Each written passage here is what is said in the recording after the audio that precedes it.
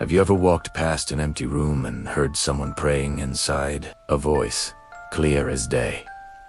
But when you look, there's no one there.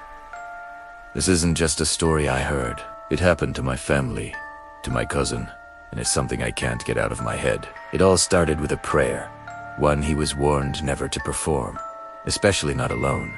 My cousin, let's call him Omar, has always been a bit of a rebel. He was fascinated by the old ways, the stories our grandparents would whisper about forbidden rituals and prayers that promised more than they should. There was one prayer in particular, a supplication said to be so powerful it could bend reality itself. But it came with a strict warning: never, ever recite it in solitude. It required a group, a circle of believers to ground it, to keep whatever it called from focusing on one person.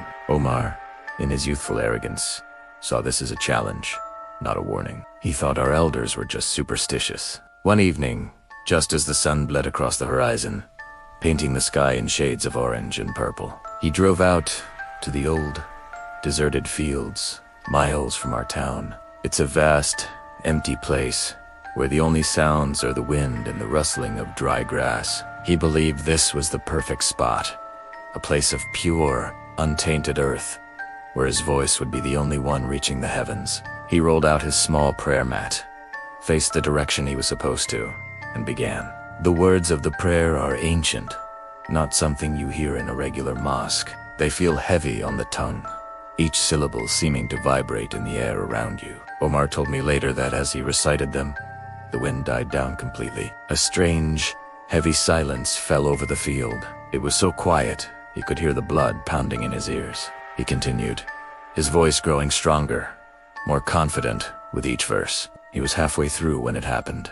I felt and a cold, heavy hand clamped down on his shoulder. It wasn't a gentle touch.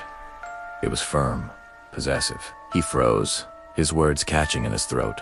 Every instinct screamed at him to run, but he was paralyzed. He said he could feel the pressure of each individual finger through the fabric of his shirt. He couldn't turn his head. He didn't dare. He just stayed there, kneeling on his mat, his heart hammering against his ribs. He tried to continue the prayer, his voice now a trembling whisper, but the words wouldn't come out right. They were jumbled, broken after what felt like an eternity. The hand was gone. He scrambled to his feet, didn't even bother to grab his prayer mat, and sprinted back to his car. He drove home in a state of pure terror, glancing in his rearview mirror every few seconds, convinced he was being followed. When he got home, he locked himself in his room and didn't come out until morning. We all thought he'd just had a bad scare, that he'd learned his lesson, but that was only the beginning. A few nights later, his mother woke up to a sound coming from his room. It was Omar, praying, but he was fast asleep. His voice was loud, desperate, reciting the same forbidden prayer over and over again, like a broken record. She tried to wake him, shaking him, calling his name, but his eyes remained shut. He was completely unresponsive, trapped in this ritualistic nightmare. This has been his reality ever since. Every single night, he prays in his sleep. The same prayer, the same desperate, Pleiadian tone. His voice fills the house, a constant, haunting reminder of his mistake. But a few weeks ago, something new started. Something far more terrifying. We were all used to the sound of Omar's sleep ringing by now. But one night, his sister heard something else. A second voice. It was faint at first, a low murmur under Omar's frantic chanting. But night after night, it's been getting louder, clearer. It's not a human voice. It's guttural, ancient, and it overlaps with his own. It's as if something is praying with him. Or maybe it's praying through him. We don't know what it is, or what it wants. We've tried everything, brought sheiks, scholars, but nothing stops it. The prayer that started in that empty field didn't end there. It followed him home.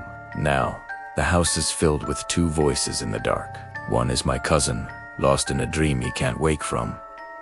The other is the thing that answered him, the thing with the cold hand that found him in that field and never let go. So, if you ever hear someone praying near your room tonight, when you know you're supposed to be alone, dome a favor, listen closely.